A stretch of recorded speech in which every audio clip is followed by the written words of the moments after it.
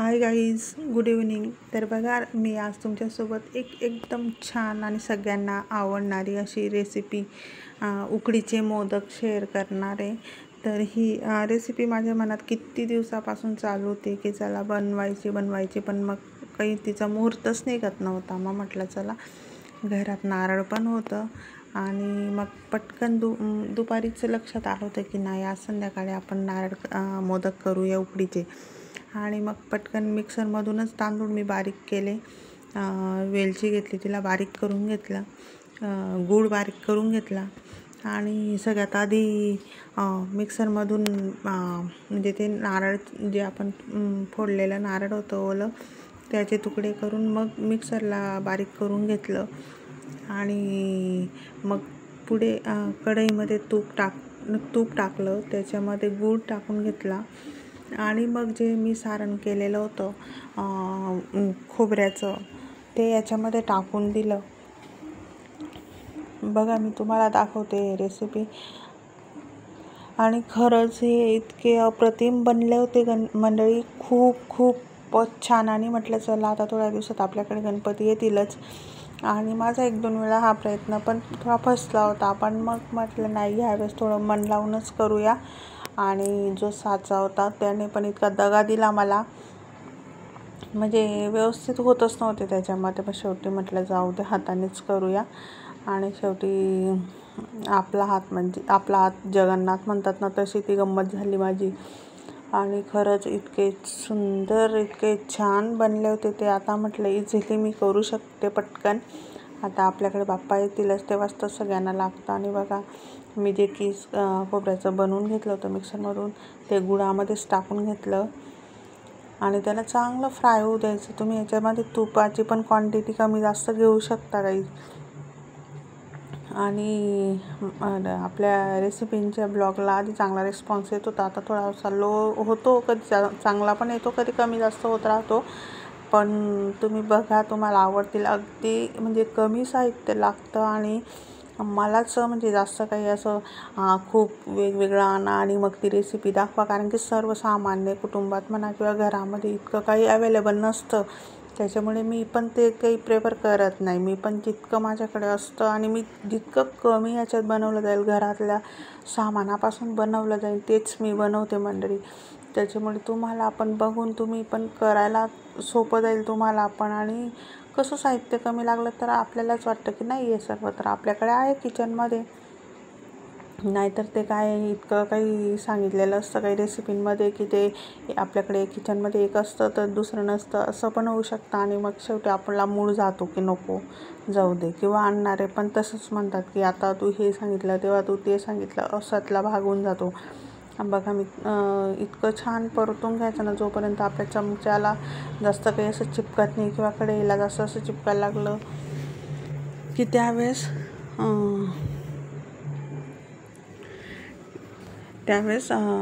ते सारण काढून घ्यायचं खाली प्लेटमध्ये.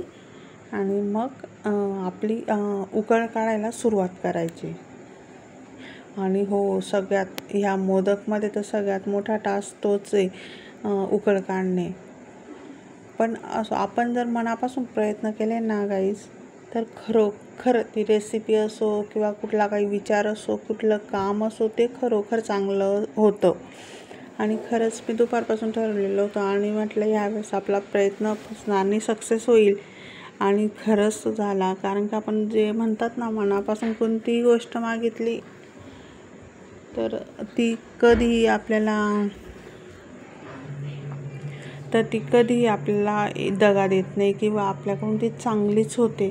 सो उकळ काढताना 1 कप पाणी घालायचं, 1 कप दूध घालायचं, त्याच्यात थोडं तूप घालायचं आणि मीठ घालायचं. आणि मग त्याच्यामध्ये बघा, तूप घालायचं थोडं आणि मग मीठ घालायचं आणि हळूहळू ते पीठ टाकत चालायचं आणि हलवत चालायचं. ते जितकं लवकर ढवळलं ना आपण ते पीठ, मग ते तितकंसं गाठी वगैरे बनत नाही आणि इझिली ते पटकन मेल्ट होतं. आणि थोड्या वेळाने लगेच झाकण ठेवून द्यायचं, गॅस लो करून द्यायचा. आणि याला बघा चांगलं ढवळून घ्यायचं. हे तूप आणि आपण मीठ टाकलं होतं दुधामध्ये.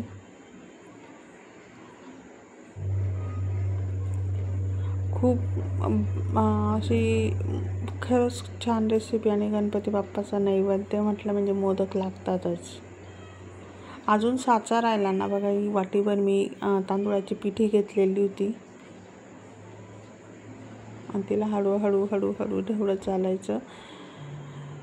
तरी मला म्हणजे माझी पिया खूप त्रास देत होती, मधून माझ्याकडे येत होती. मी एकच वाटी घेणार होती, पण दूध आणि पाणी थोडं 2 वाट्या मोठ्या झाल्या ना, त्या म्हणून मग मला अजून ॲड करावं लागलं. म्हटलं अजून पातळ नको व्हायला. आणि मग कसं पीठ टाकलेलं बरं म्हटलं अजून, नाहीतर ना प्रॉब्लेम होऊन जातो बघा. नंतर मी झाकण ठेवून दिलं होतं आणि मग ते नंतर बघायला लागले बघा, मस्त कोरडं झालं होतं छान. आणि हे हलवायला पण इतकं जाम जातं ना, खूप हेवी असतं बरं हे तांदूळाचं पीठ. असं लगेच गोळा होतो आणि असा स्ट्रॉंग असा घट्ट होऊन जातो तो. म्हणजे आपल्याकडनं लवकर हेच नाही होत, शेवटी हाताचाच. कोणी कॅरी बॅग वगैरे पण घालून करू शकतो बरं. आतमध्ये कॅरी बॅगच्या आतमध्ये टाकायचं आहे, थोडं तेल लावून द्यायचं त्याला आणि म्हणजे इझिली ते हे करता येतं आपल्याला. मग शेवटी मी पण म्हटलं आता कॅरी बॅग तर काही मला आठवली नाही त्यावेळेस, नंतर आठवली ती. मग मी आपलं पावभाजी हे करायचं असतं ना, ग्राइंड करायचं, ते काढलं आणि त्याच्याने केलं मग मी. तुम्ही पण असंच म्हणजे, कारण की ते फार गरम असतं, त्याच्याने लवकर म्हणजे आपल्या हाताला चटके खूप बसतात इतकं. आणि ते नेमकं गरमच हे करावं लागतं, मळावं लागतं. मग मी याच्याने म्हटलं हेच घेऊया, याच्याने इझिली होऊन जाईल आणि लवकर पण होईल. बघा किती पटकन होत होतं ते आणि एकदम मऊ मऊ होत होतं.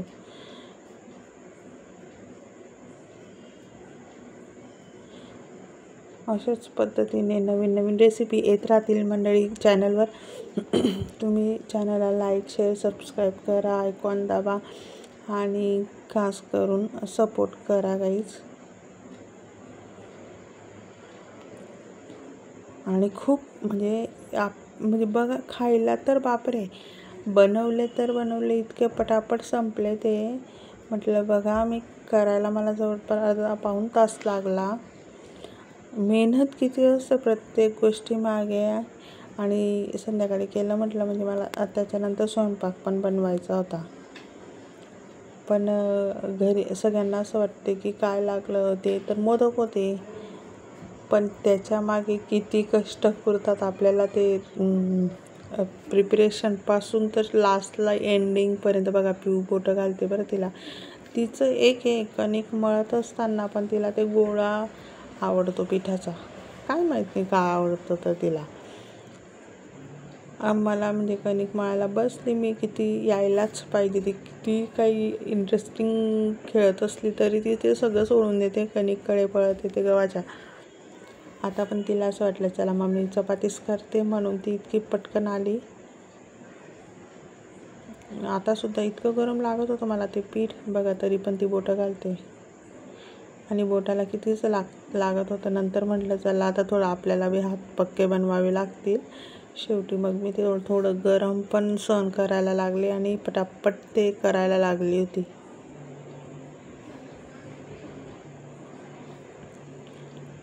इतकी सारी मेहनत घेऊन मग, आणि जर नंतर लास्टला कोणी म्हटलं तर काय गं तू काय बनवलं, फक्त मोदक तर केले होते, तेव्हा इतका राग येतो ना की अक्षरशः म्हणजे असं वाटतं त्याला मारावं की काय करावं. कारण की एक स्त्रीलाच माहिती असतं किंवा बनवणाऱ्यालाच माहिती असतं ते की किती ते बनवण्याच्या मागे किती एफर्ट्स घ्यावे लागले. तर हे बघा, मी आता इकडे गोळा तयार करून घेतला होता असा.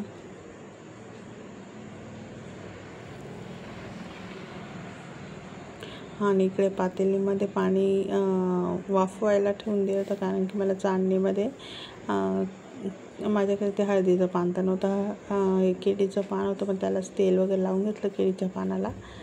आणि नंतर हे मला आले ते थोडी हेल्प करायला, त्यांचा हात दिसला असेल तुम्हाला. आणि मग ते साचा काढला, पण तो साचा बिलकुलच म्हणजे पाहिजे तसं होत नव्हतं. त्याच्यात खूप वेळ घेत होता. म्हटलं जाऊ दे, हातानेच बनवा, जसे येतील तसे. आता खायचेच आहेत आपल्याला, काही आज नैवेद्य म्हणजे नैवेद्य तर दिला होता मी देवांना.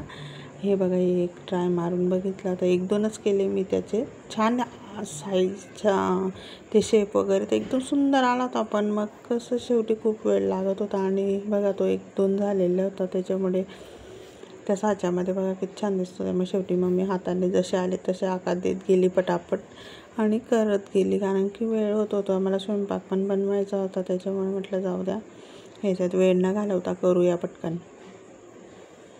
आणि मग मी पटकन ते पण थोडी मदत करू लागले. त्याच्यामुळे झाले ते लवकर. 2 त्यांनी बनवले ते साच्यामध्ये. नंतर त्यांनी पण कंटाळा केला की खूप वेळ लागतो आणि बनवूया आपण हातानेच. आणि मग मी नंतर वाफवायला ठेवले. मग ते पूर्ण झाकण ठेवून दिले आणि 10 मिनिटांनी मग मी ते स्लो गॅसवर होऊ द्यायचे, म्हणजे चांगले होतात. त्याने फुलतात. इतके छान फुलले ते बघा, की एवढी साईज दिसायला लागली होते केवढे आणि झाले केवढे ते. आणि ते बाहेरचं आतलं सारण तर टेस्टीच होतं. आणि बाहेर ते आपली जी लेअर होती बाहेरची तांदूळाची पिठीची, ती पण खूप छान झालेली होती. बघ किती छान दिसत आहे. तो साच्यातला उमटून उठला सगळ्या मोदकमध्ये. हे बाकीचे त्यांनी काही मी बनवलेले होते, कारण की वेळ घालवायला आणि थोडासा असे आकार वगैरे द्यायला गेले असते ना, तर मग मला खूप वेळ झाला असता काही. समजून घ्या तुम्ही.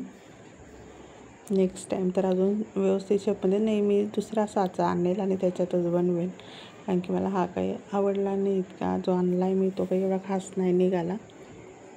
पण टेस्ट इम्पॉर्टंट असतं कुठल्याही गोष्टीला. तो आकार वगैरे काही एवढं हे नाही करत, मॅटर नाही करत. त्याची आतली टेस्ट मॅटर करते, हो की नाही गाईज? अशा पद्धतीने तुम्ही पण चॅनलला नवीन असाल त्यांनी सबस्क्राईब करा आणि बाकीच्यांनी लाईक, शेअर, सबस्क्राईब करायला विसरू नका बाकीचे पण. आणि हो, कमेंट्समध्ये नक्की गणपती बाप्पा मोरया म्हणत चला गाईज, कारण की बाप्पासाठीचेच मोदक आहेत. आणि खास म्हणजे आपल्या स्वामींचा गुरुवार पण होता आज. आता हा व्हिडिओ तुम्हाला नंतर मिळेल म्हणून आज तर काही गुरुवार नाही, कारण की मी लेट अपलोड करते.